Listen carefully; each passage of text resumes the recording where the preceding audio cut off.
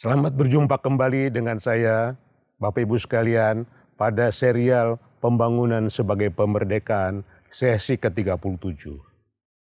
Kita telah membahas kaitan antara pasar sebagai institusi dan kemakmuran. Bukti sejarah menunjukkan pasar telah menjadi mekanisme institusional untuk pertukaran. Dari situlah kemakmuran terjadi, tetapi global divergence menunjukkan bahwa distribusi benefit dari mekanisme pasar itu semakin senjang saja. Baik, Bapak Ibu sekalian,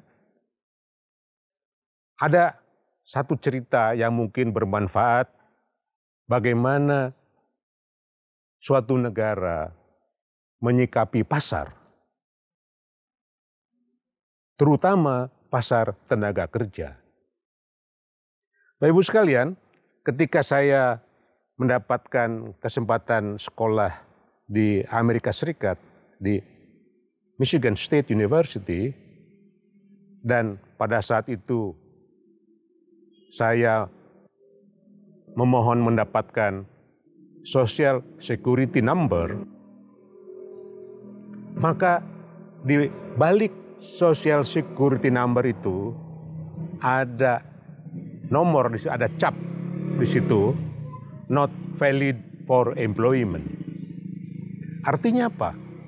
Artinya bahwa employment atau kesempatan kerja di Amerika Serikat itu diberikan secara privilege kepada warga negara Amerika Serikat sendiri, dan warga negara asing seperti saya waktu itu tidak boleh bekerja. Not valid for employment. Bapak Ibu sekalian, selain pasar tenaga kerja, kita juga punya pasar komoditas. Apakah ekspor impor itu dapat dilaksanakan dengan mudah? Di situ pun banyak persyaratan-persyaratan.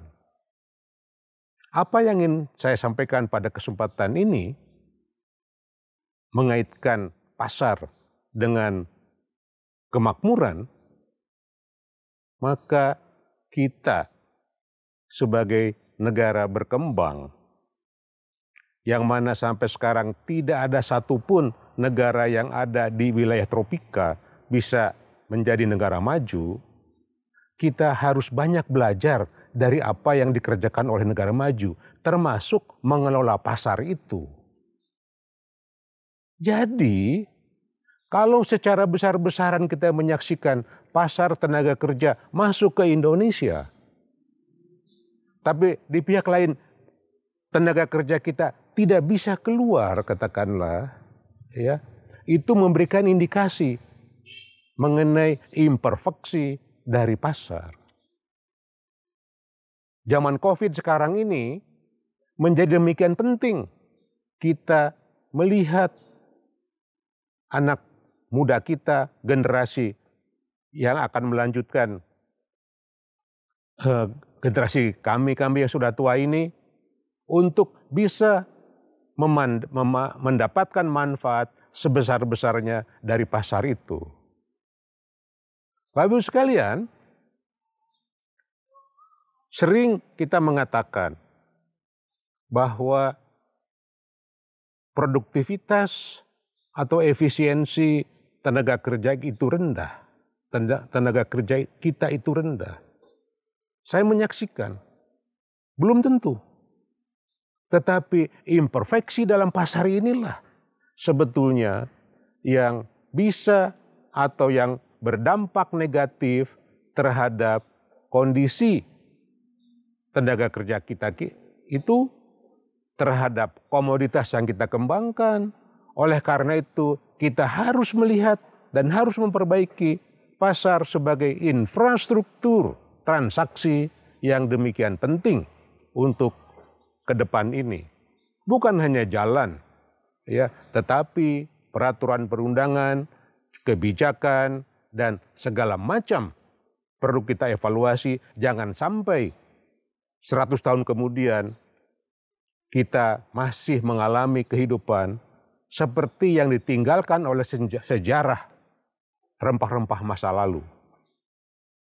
Demikian sebagai uraian kami pada sesi ini. Sampai berjumpa kembali pada sesi selanjutnya pada uraian pembangunan sebagai pemerdekaan. Terima kasih.